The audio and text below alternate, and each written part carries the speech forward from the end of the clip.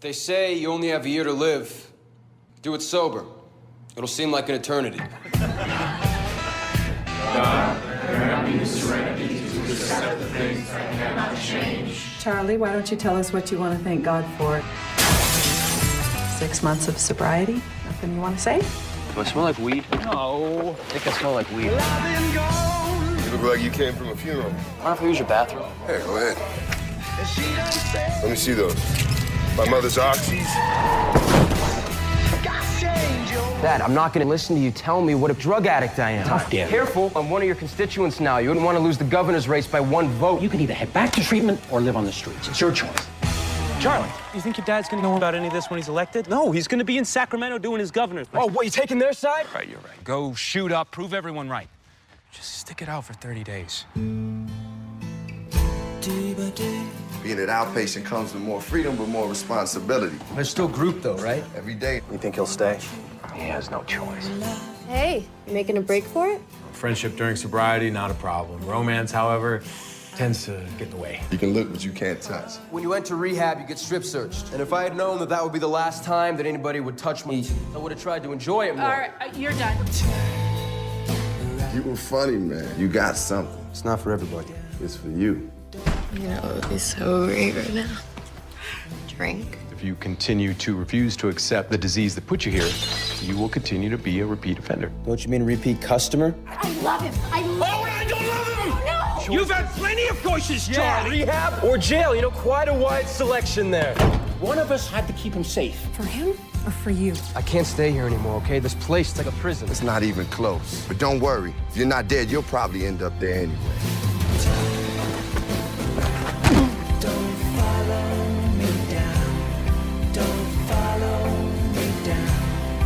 It was never about the drugs. All I ever wanted was a way to kill the noise. Getting sober is a selfish thing.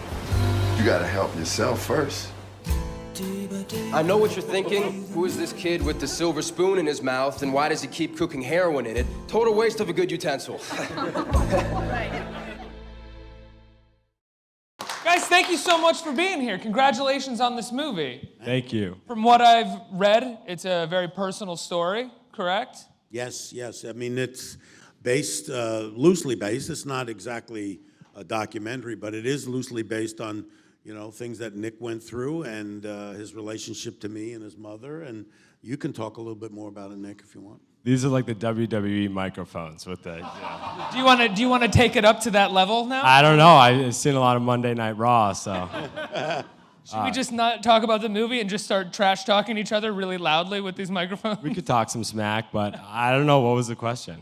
Well, I mean, I guess the question How is, personal the movie is. it's a personal project for you guys, but it's also, as much as you might have lived some of the experiences that are in this movie, you have to tell the story, you have to write the script, you then have to make the movie.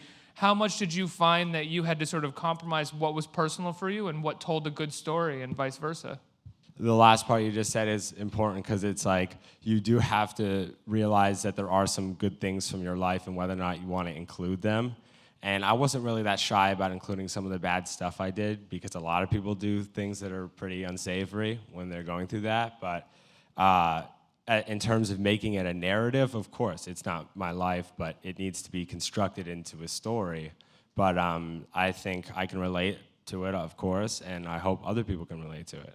Did you guys have trouble at all when you first started writing the script? Because I imagine you were working hand in hand with him to develop the story and write the script.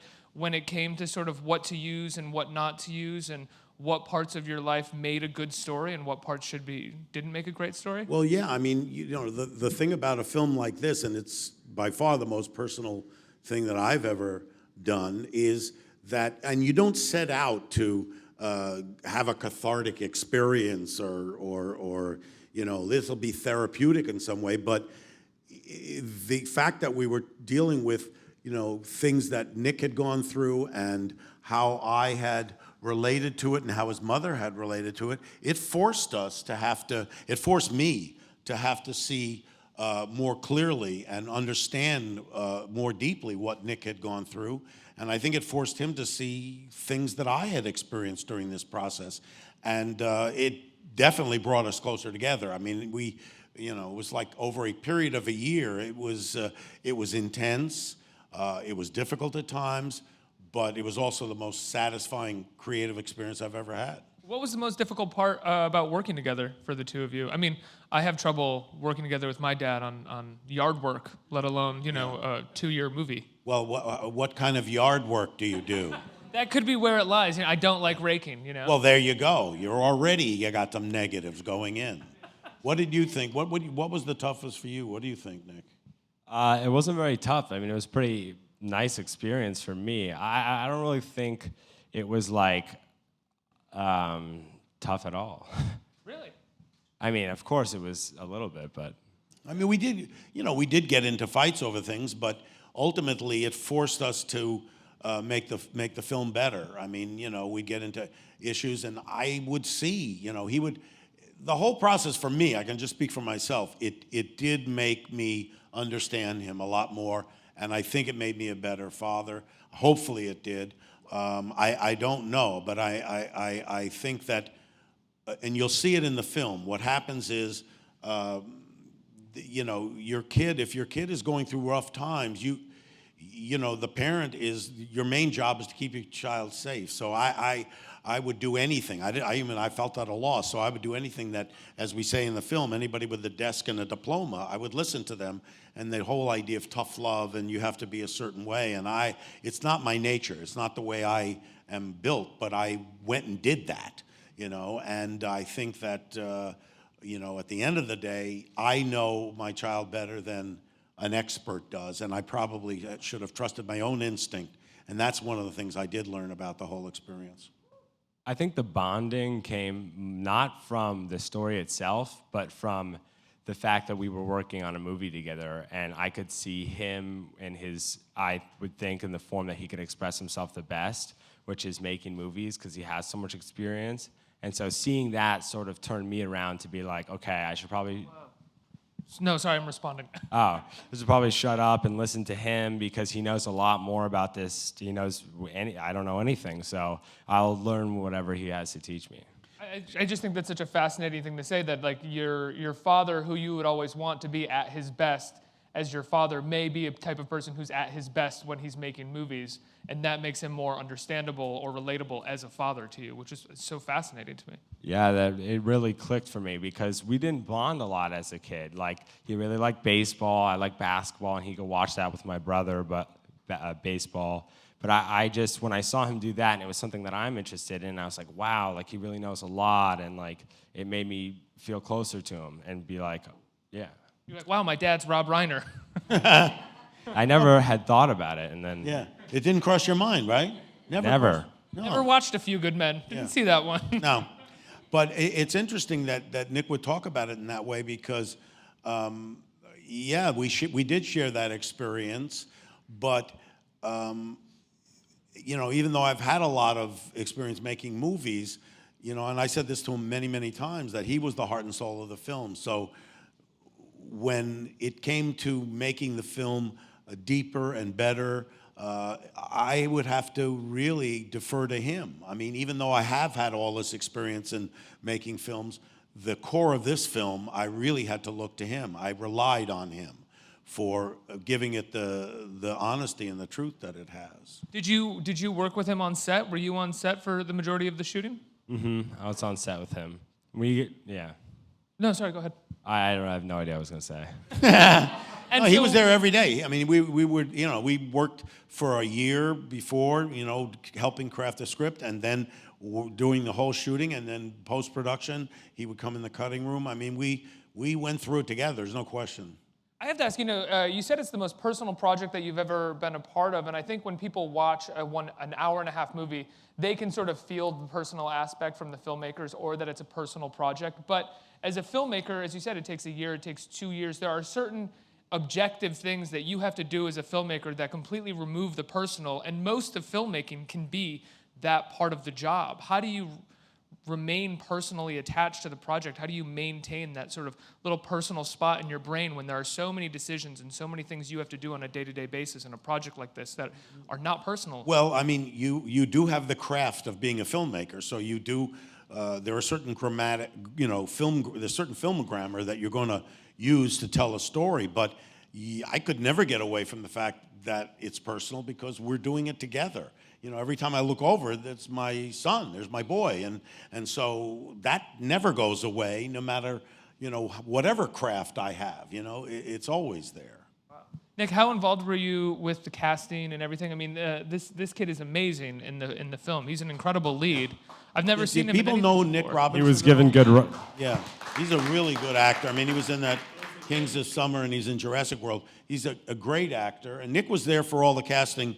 You know, all of the auditions. I was sitting there, but yeah, but you always gave your opinion. I was like, I saw that girl Morgan Saylor on Homeland, and I think during the season she like went to rehab or something, and I was just like, oh, she's a perfect rehab girl. Yeah, that was the only. He pushed for Morgan Saylor like crazy. Yeah. You had a personal connection to her right away? No, but just felt like you knew her.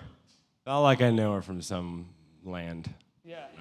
And this kid is, I mean, he carries the movie in many ways. He's in every scene of the film, and he's fantastic. How do you know when you're casting someone that they're going to be able to do that? After this long, you know, you've worked with some of the biggest actors of all time, but you're casting a relatively unknown kid to carry the weight of a movie like this. How did you know that he was up to the task? Well, you start with having an idea of who the character is, and in this case, even though it's not Nick, it's certainly an extension of him in certain ways.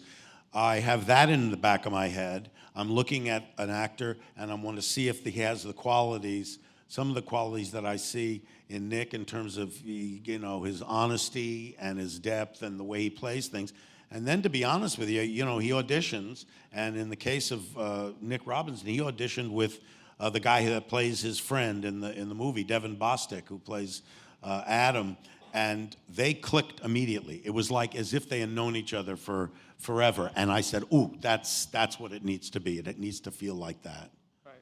And another thing, other than casting, we all stayed at a hotel, the Hyatt House, at this, and we all hung out after every day.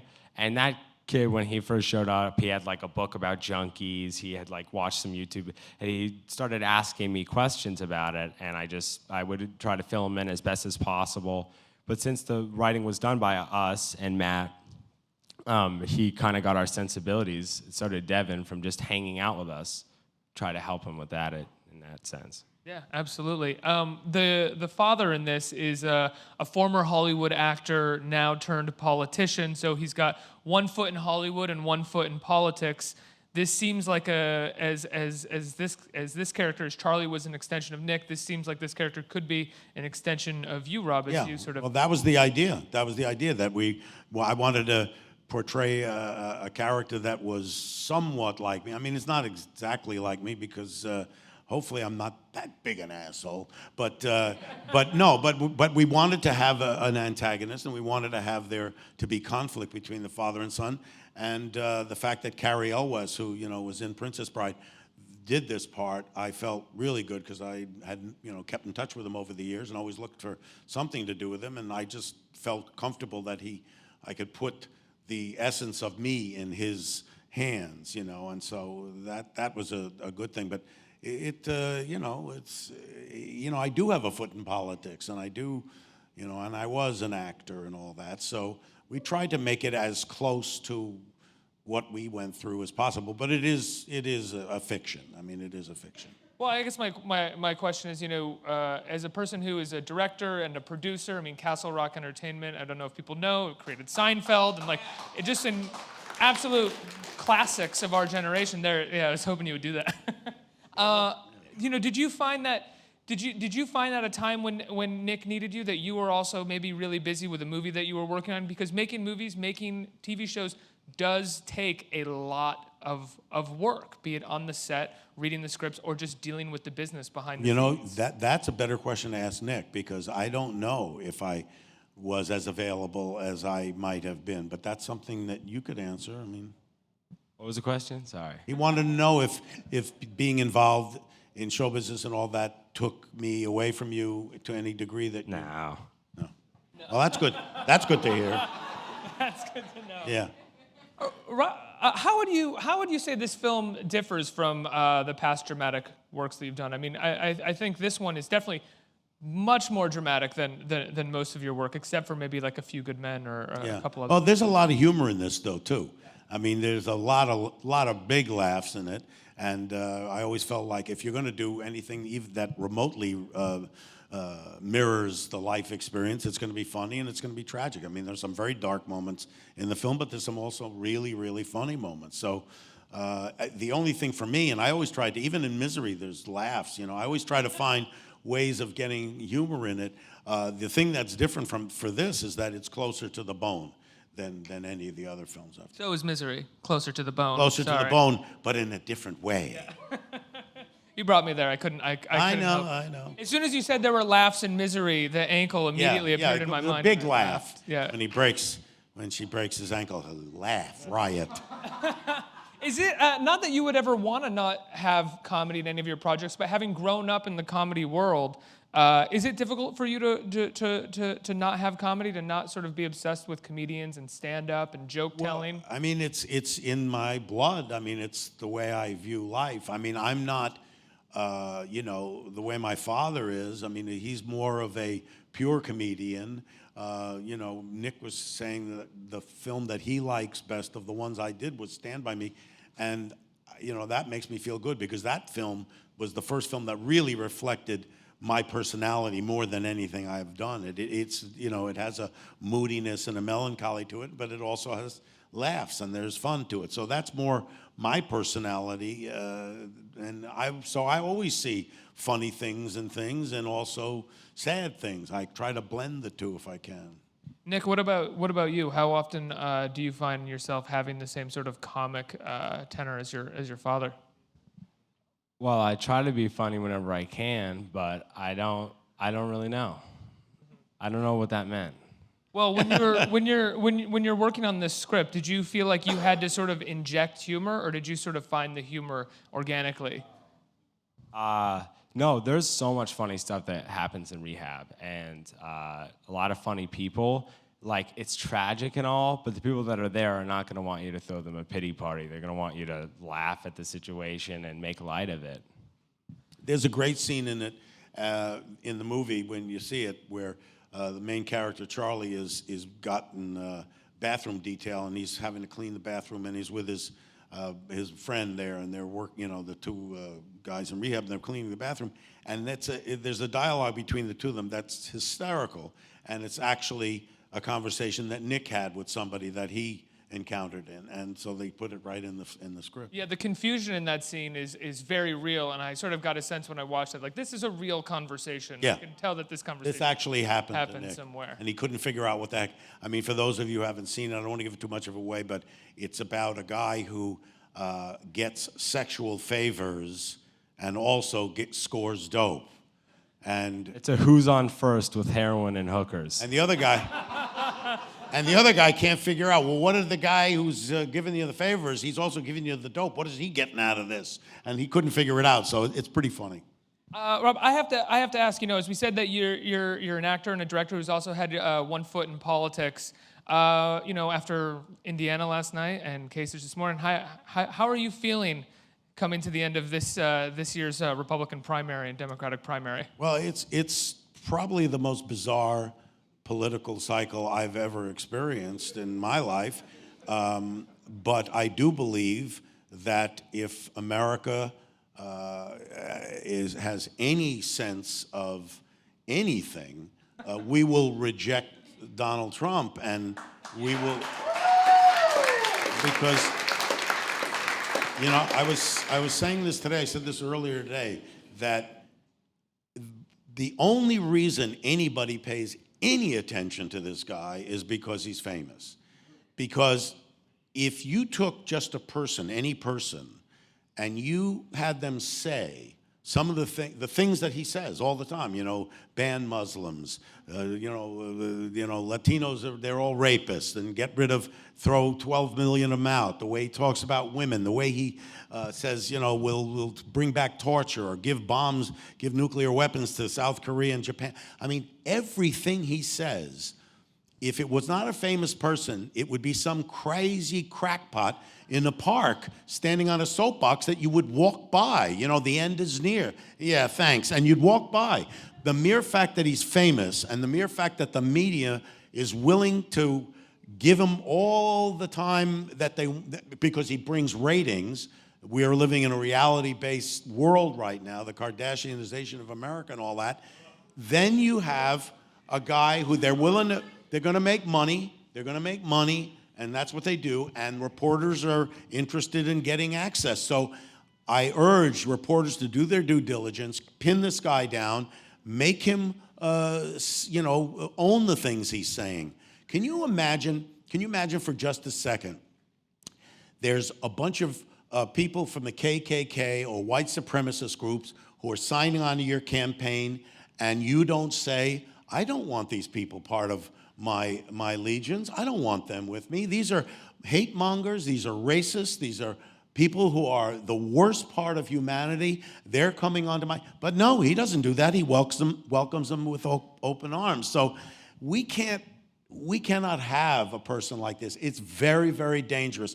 And I'm curious to see. I believe we'll win. I believe, Hillary will beat him.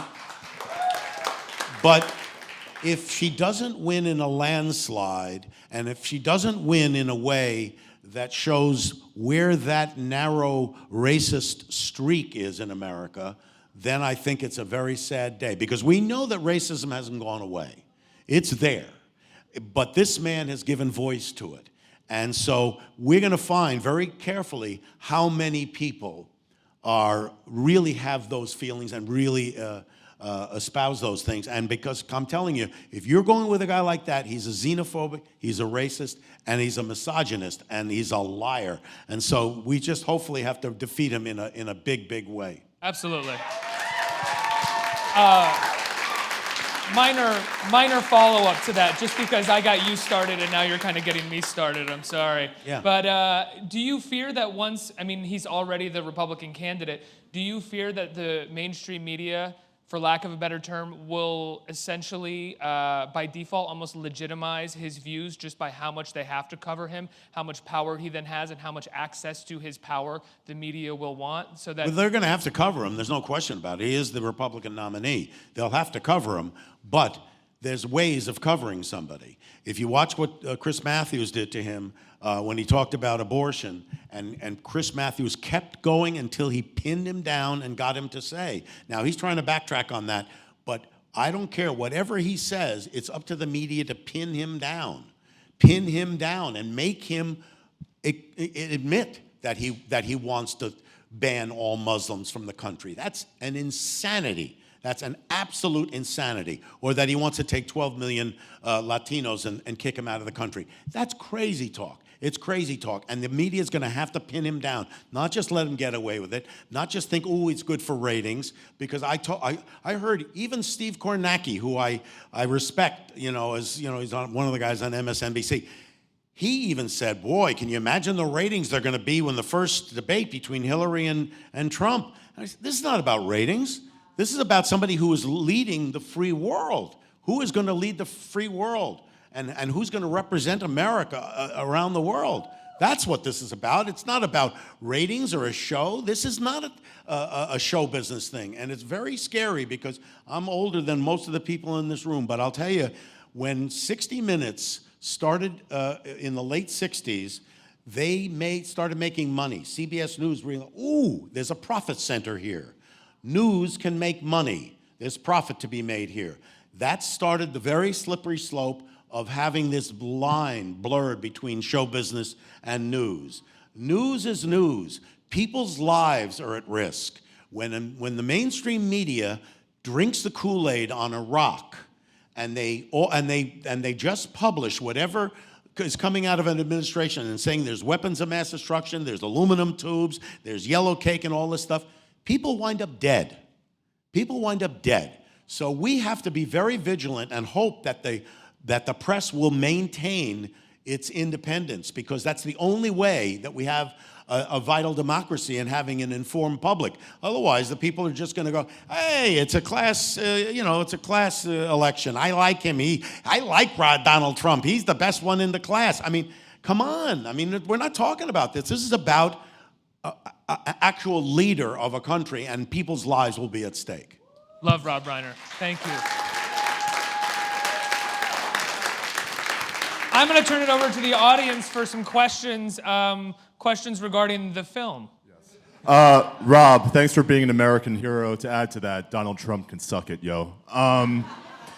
Seriously, on a more lighter note, because the film focuses on stand-up comedy to some extent, who are some of your favorite comics in the game right now? And for Nick, only because you were talking about these WWE-styled microphones, who's your favorite wrestler? If you say Rowdy Roddy Piper or Macho Man Randy Savage, we got to be friends, man. Don't say those. Who's your favorite? Who's your favorite? I used to love Rey Mysterio as a kid. Yeah, Rob Van Dam. Rob Van Dam, the frog splash. And Rey Mysterio used to do that, what was it? The 609. You know, you go 619. 619. You would go through the ropes. And Hey, Rob, how do you know that? because the boys, my two boys, Nick and his older brother Jake, they used to love wrestling, and they would wrestle with each other. We brought them a mat so that they could wrestle, and I took them to some of the WWE events. They got to get on, on the stage. I didn't. No, you didn't. It was Jake. No, but what wasn't that guy with the? No, the guy with the broke the. It was Jake. And what did you do? Some of our favorite comics are. Okay, comics. No, but you were there. You got to meet. I wasn't there at that one. Not that one, but who did we meet? I was the Trish one. Stratus. Yeah. You met Trish Stratus, didn't you? And the Big Show. Did you meet the Big Show? Met the Big Show. All right, so you were there, or just that one time he wasn't. Okay. That was a great scene, guys. Yeah. And what about your favorite comic? Louis C.K. Hands down. Yeah. I'd say hands down, probably right now. He's the. Did you guys see Horace and Pete? Yeah. His show? Amazing, right? Yeah. Really incredible. Or Chris Rock or something. Chris Rock, yeah, Chris Rock's great too. Yeah, I mean, some of my favorites, go back from, a long time ago, but those guys working. You said in the game today. In the game today, okay. Yeah, so Richie Pryor wouldn't be one of those. Richard Pryor's always in the game. He's Yeah. always in the game.